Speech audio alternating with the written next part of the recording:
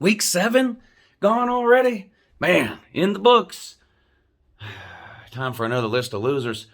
It's a little late this week, I know, but I wanted to go ahead and do it anyway. Georgia's off this week. During Georgia's off week, I always relax my schedule a little bit to try to kind of re-energize myself or whatever for the second half of the season. But your season is over, video. Better late than never. And man, what an amazing list of losers. Can we start here? Normally, I like to start with whoever Georgia puts in the graveyard. But can we please start with these people here? Jeez, well, I can't even put it back on the shelf. I'm leaving that mustard there. I tell you what, let's do this. Can we do this? Mustard there. Push the helmet back. Mustard right in front. Yeah, well, can we do it like that? We'll do it like that.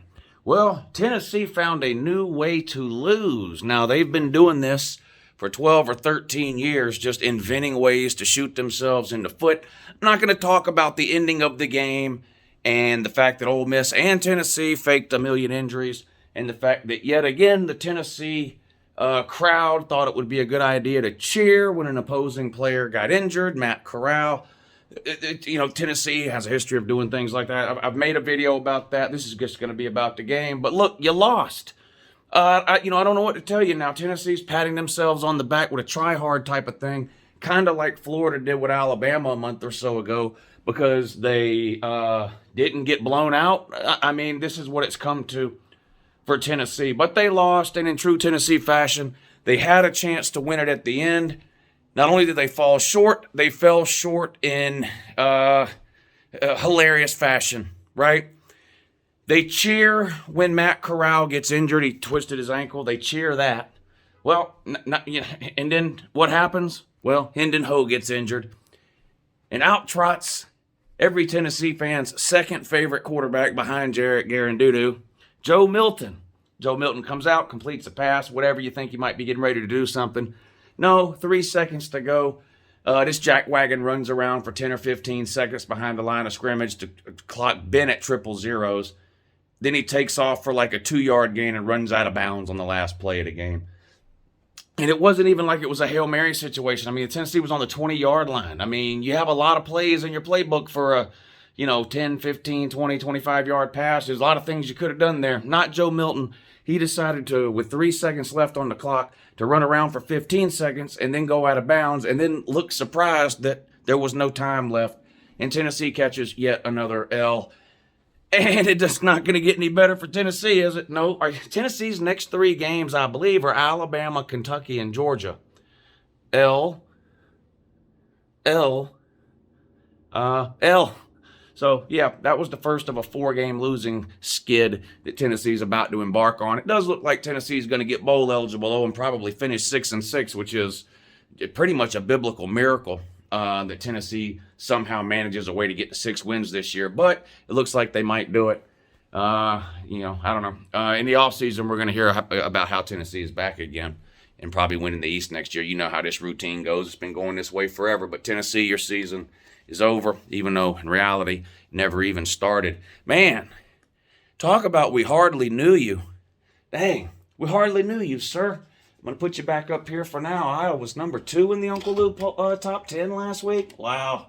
Had Iowa number 2 in the UNCLELOU top 10. They pushed a plastic plate out on the 50-yard line, took a giant dump in it. How do you lose to something called Purdue? Purdue. Iowa, you took a giant Purdue in this game and lost.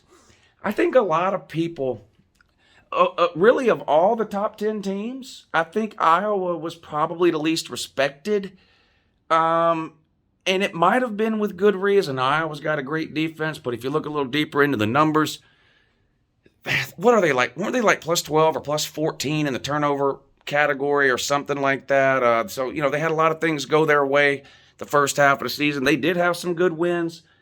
Let's be honest. They would have lost that game to Penn State had Sean Clifford not get hurt. I mean, Penn State was up 2 touchdowns in the second half of that thing when Sean Clifford went down, and they just couldn't do anything offensively after that. And Iowa came back and won.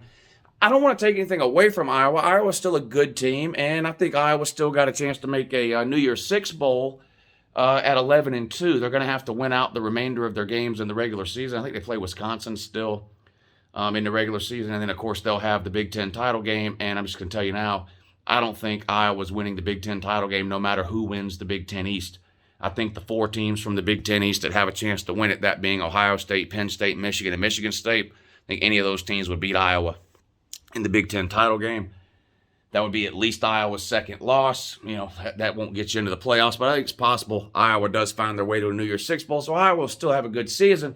But you lost yesterday to an unranked, terrible Purdue, so therefore your season is over. Who else? Oh, man.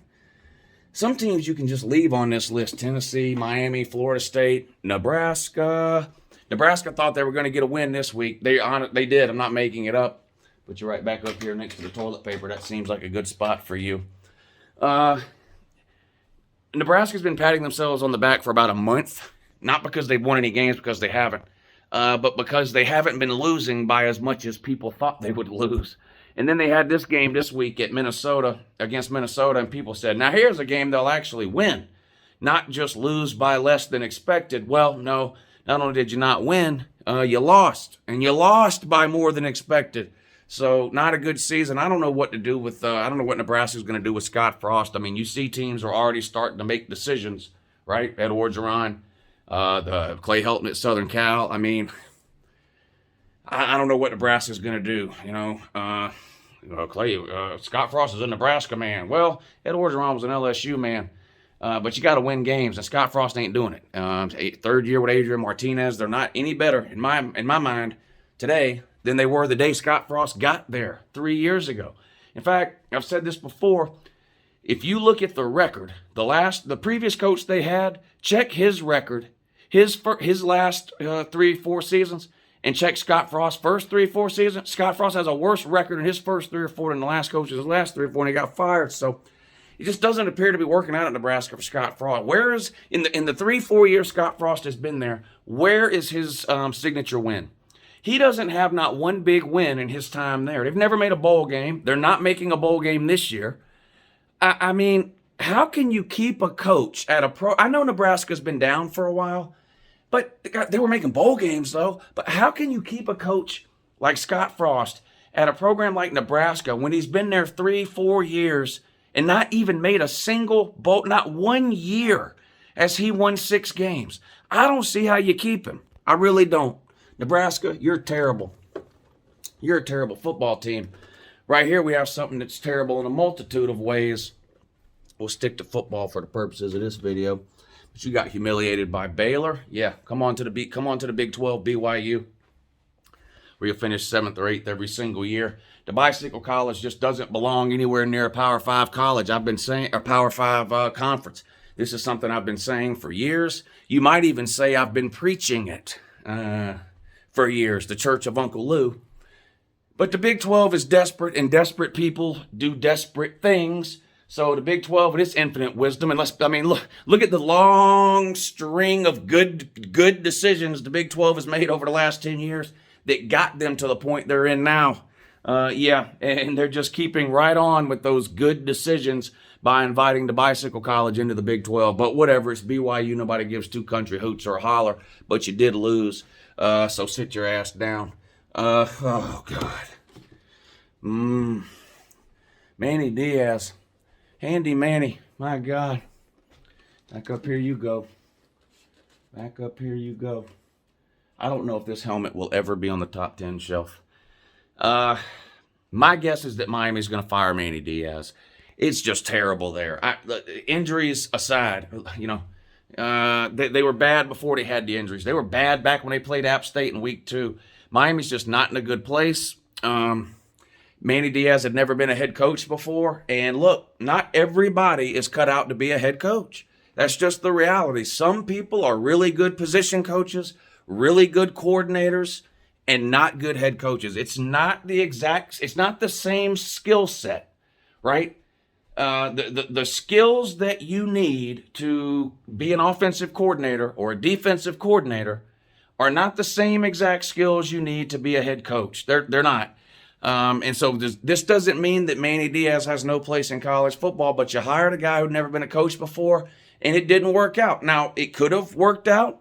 You never know. You hire a guy that's never done it before, you're rolling the dice. Georgia's done it twice in a row with Mark Richt and now Kirby Smart, and it's worked out okay both times. Under Mark Richt, Georgia was winning 10, 11 games a year. Miami hasn't won 11 games since joining the ACC. I mean, you got to go back to their Big East days. And then, of course, you see where they're at now under Kirby. They're a top 5 program, currently ranked number 1. But, not everybody gets lucky like that, Miami. And you hired Handy Manny, and it hadn't worked out. He's not any good. I'll tell you what's going to be hilarious is the Miami-Florida State game. If that game was being played this week, I would pick Florida State. I don't know how that makes you feel, Miami, but I'm just telling you right now, do I think Florida State is somehow suddenly good? No. But Miami is literally circling the drain right now, and Florida State, I think, is playing a little bit better. That's in Tallahassee, too, I believe. Oh, my God. If you lose, and I tell you, if they lose to Florida State, you're going to have to get rid of Handy Manny. The fans won't stand for that. I mean, they want him gone now. Imagine how much they're going to want him gone in 3-4 weeks, whatever it is, after they lose to Florida State. That's going to be embarrassing. What happened here? Dan Mullen is, what is Dan Mullen? Dan Mullen is 2-6 in his last 8 games against the Power 5. God almighty. When are people going to stop buying what this clown is selling?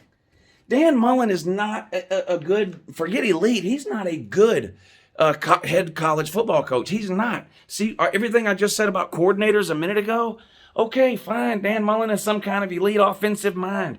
He's not very good at personnel, right? He started Felipe Franks 2 years in a row ahead of Kyle Trask. No one thinks that's a good idea. Now he won't start Anthony Richardson. Maybe he'll start him against Georgia in 2 weeks, but you should have been starting him from the very beginning. Emory Jones is not any good. Anthony Richardson's not that much better, but he has a higher ceiling. I don't understand. And so you lose to LSU, a terrible LSU team. You've lost. Dan Mullen has lost 2 years in a row to the 2 worst LSU teams probably in the last 20 years. And Dan Mullen somehow went out and lost to them both times. Dan Mullen has lost 50% of his games against Kentucky. Against Kentucky. Florida had not lost to Kentucky at all prior to Dan Mullen getting there for almost 40 years. And then Dan Mullen gets there, and he's now lost to him 2 out of 4 times. He's 2-2 against Kentucky. Can't beat LSU. Florida's now 3-9 in the last 12 games against LSU. Florida is not going where the fans want them to go with Dan Mullen. It's not going to happen. He won't get rid of Todd Grantham. The defense at times has looked a little better this year, but then this past Saturday they just couldn't tackle, couldn't stop the run. LSU ran all over them. It was pitiful and sad to watch.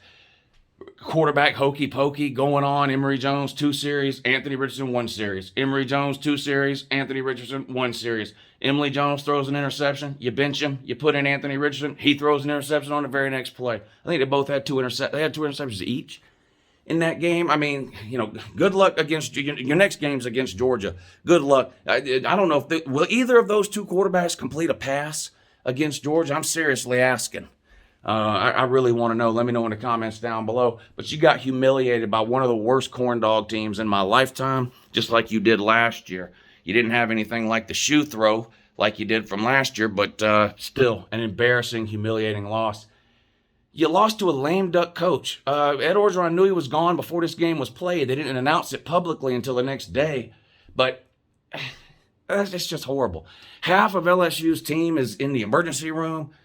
With broke legs and everything else. I mean, that might be the worst loss of Dan Mullen's time at Florida, was this loss this past weekend to LSU. Yeah, it's bad to lose to Kentucky, but they're a pretty good team. They're better than LSU at least. I mean, hell, that Kentucky team the week before, last week, beat the hell out of LSU 42-21. So I think this loss at LSU probably the most humiliating of Dan Mullen's career. And the Florida fans on here will never admit anything because this is a trash talk channel. But if you go to the Florida Gators channel on YouTube and watch Dan Mullen's post-game press conference, well, you don't even have to watch it. Just go to the comments of the post-game LSU video. That's where you'll see what Florida fans really think about our buddy Clown Mullen. And I'll give you a hint. They're done with him. They're done with him. They want his ass gone now. Go find the Dan Mullen video on YouTube from the Florida Gators YouTube channel and scroll through the comments. They're so done with Dan Mullen they can't stand it. Now, some of them still around here still want to pretend like he's somehow the answer. The guy can't recruit. He can't coach. He's bad with personnel. He makes the wrong QB decisions. And he doesn't take any responsibility. He blames it on the players all the time. It's not going to work out. We all know, Florida fans, you know too. You know you are not winning the SEC, much less anything beyond that, with Dan Mullen. You know that right now, don't you? So how long are you going to keep him? How much time are you going to waste? I don't know. Do you want to fire him this year? If you fire him now, there's the LSU opening, which is a better job than Florida. There's the Southern Cal opening, which is a better job than Florida. You'd be competing with two pretty good high-profile jobs there. I don't know. The clown may return for 2022. I certainly hope so. I certainly hope so.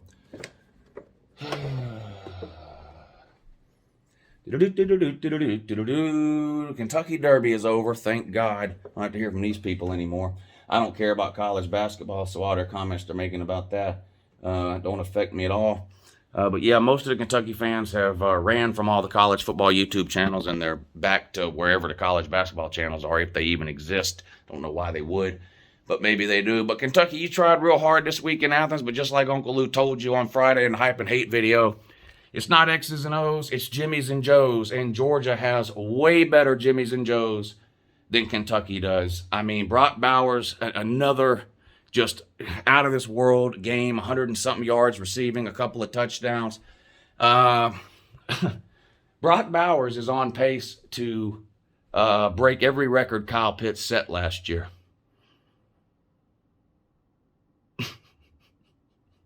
He's a freshman. Yeah. And he's being thrown the ball by Stetson Bennett. Kyle Pitts had, basically 700 yards and I think 12 touchdowns. Is that right? I think that's right. Brock Bowers already has 7 touchdowns and almost 500 yards. So, yeah, likely to break all those Kyle Pitts tight end records from last year. But Georgia ran the ball well. All 3 of the running backs had good games on the ground. Stetson Bennett didn't turn the ball over. Had some big plays down the field, completed his passes at a high percentage, ran a couple of times, and the defense did what the defense does, which is completely shut down, an inferior offense. Give credit to Kentucky's offensive line. It's really good. 4 NFL offensive linemen on there, in my opinion.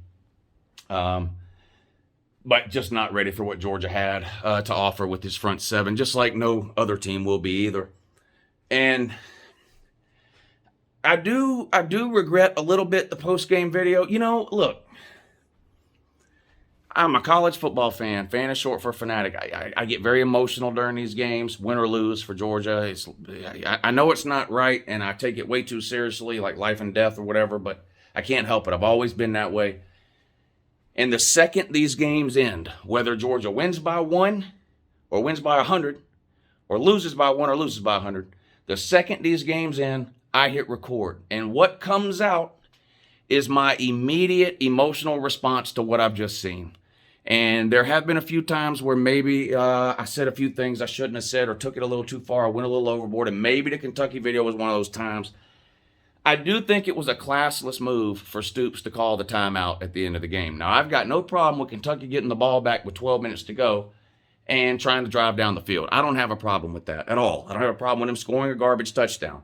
A lot of comments about how that last touchdown must have cost me money. That last touchdown didn't cost me a dime. I didn't have Georgia minus 21.5. I'm so dumb. I bet Georgia earlier in the week at minus 23.5. So what cost me was when Georgia missed the extra point. See, Georgia scored that last touchdown. That put them up by 23. An extra point would have made it 24, right? Which would have been good for me. But they missed the extra point. That left me at 23. So I had already lost. So the fact that Georgia was winning by 23, Kentucky scored and made it a 17-point game, that didn't affect me at all. So it had nothing to do with that. I legitimately think that was a Bush League boneheaded thing to do. To call a timeout with 3 seconds to go in a 3 or 4 score game to try to score a moral victory touchdown or whatever at the end.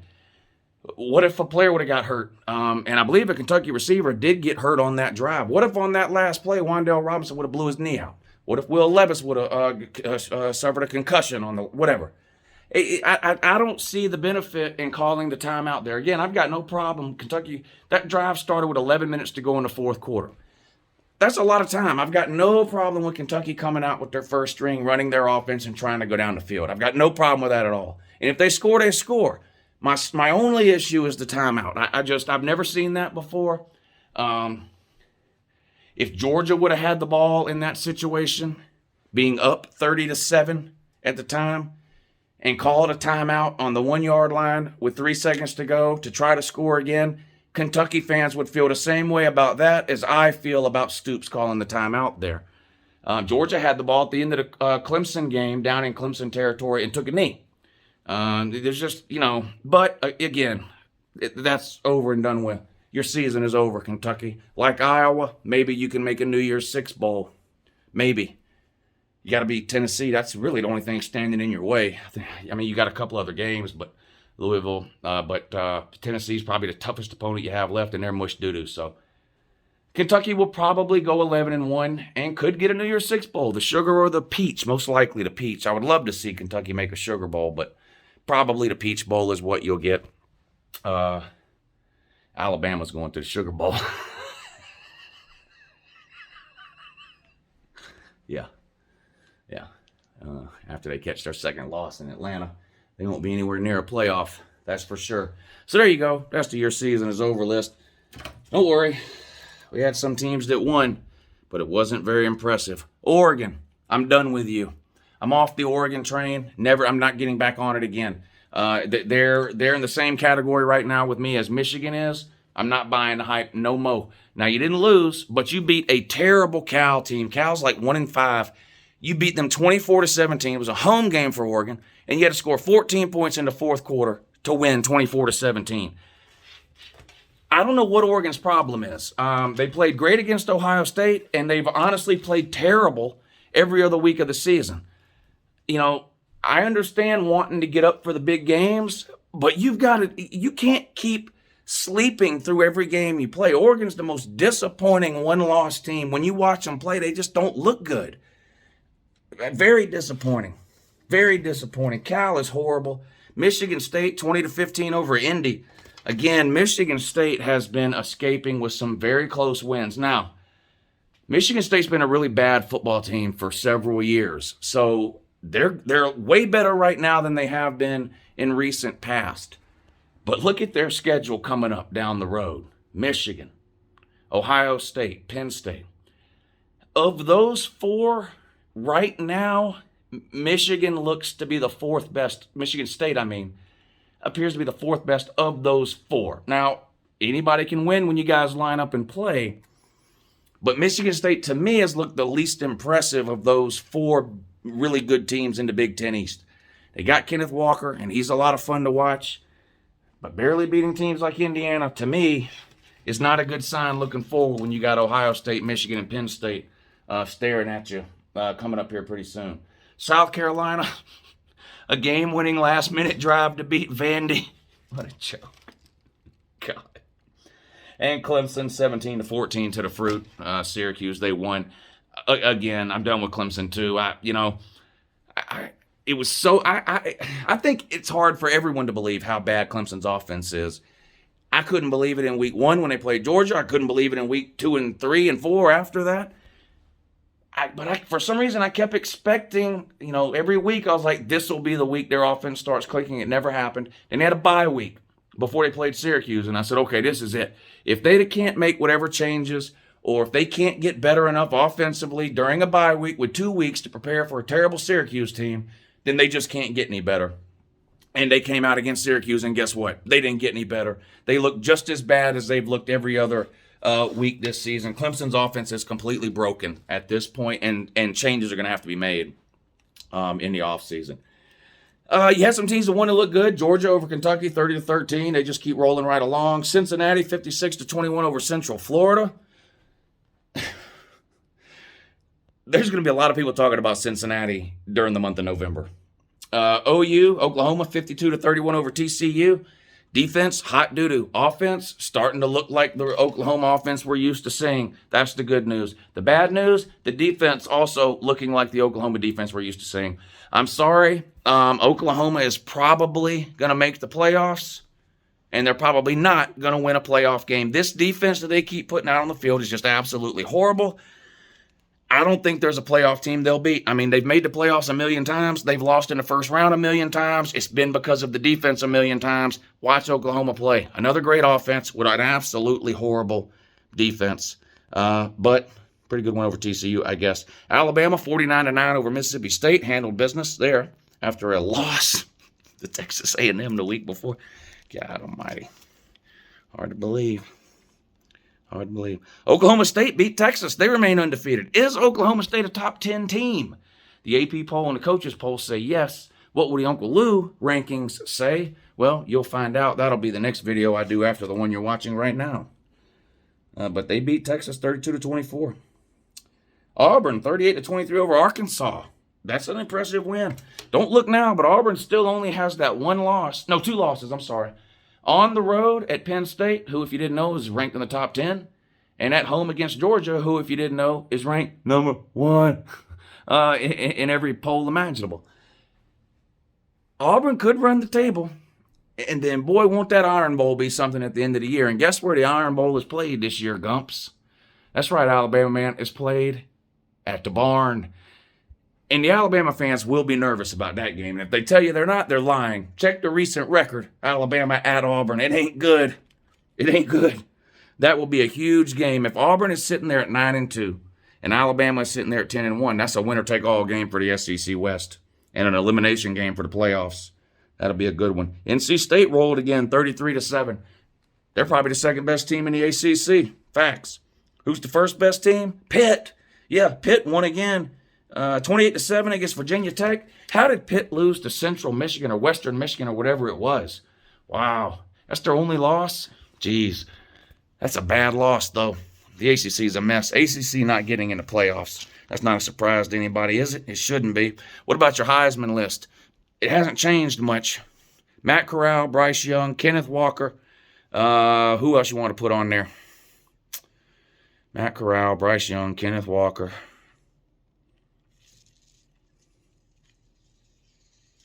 Who else should you put on there?